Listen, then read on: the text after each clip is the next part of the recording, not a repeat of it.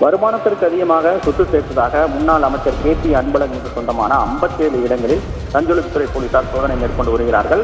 அதிமுக முன்னாள் அமைச்சர் KP அன்பழகன் மற்றும் அவரது குடும்பத்தினர் தர்மபுரி நீதிமன்றத்தில் ஆஜராகினர். மாவட்ட செயலாளர் சங்கர் முன்னாள் அமைச்சர் KP அன்பழகனை கடுமையாக விமர்சித்தார். இதனால் இருதரப்புக்கும் இடையே வாக்குவாதம், அதைத் தொடர்ந்து தள்ளுமுள்ளு ஏற்பட்டது.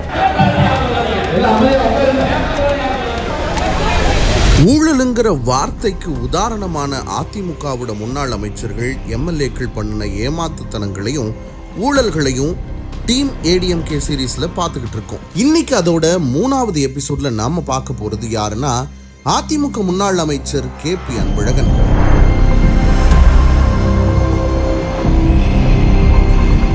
ஊழல் பண்ணி பழக்கப்பட்ட அதிமுகவில் நான் மட்டும் என்ன இழிச்சவாயனா, நானும் என் பங்குக்கு மக்கள் பணத்தை கொள்ளையடிப்பேன்னு அடிச்சவர் தான் KP அன்பழகன்.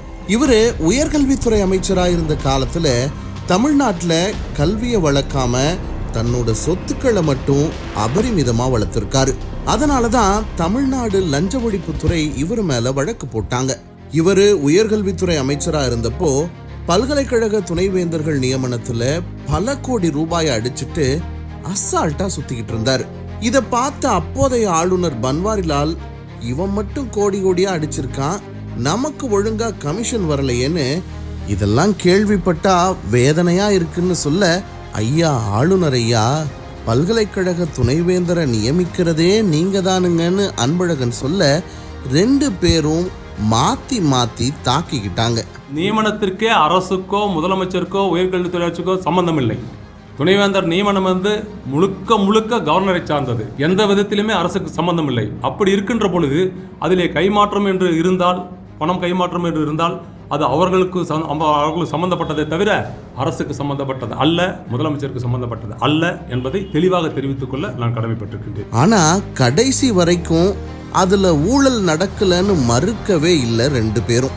பட் அந்த டீலிங் எனக்கு ரொம்ப பிடிச்சிருந்துச்சு. அவரோட பொண்டாட்டி பிள்ளைங்க பேர்ல மட்டும் 11,32,00,000 ரூபாயை வருமானத்துக்கு அதிகமா சேர்த்திருக்காரு. இதை மட்டுமா பண்ணாரு?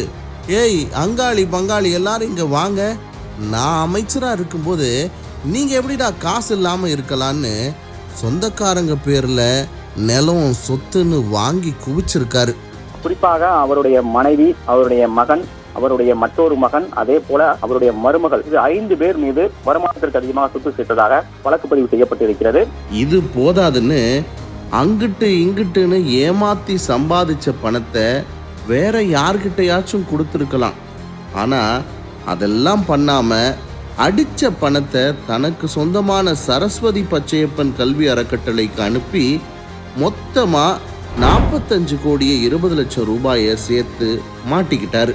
இதுக்கு பருத்தி மூட்டை குடோன்லயே இருந்திருக்கலாமே. KP அன்பழகன் மட்டும் இல்லைங்க, அதிமுக அமைச்சர்கள் MLAக்கள் எல்லாருமே ஃப்ராடு தான். அடுத்தடுத்த எபிசோட்ல ஒவ்வொருத்தரையும் அம்பலப்படுத்துவோம்.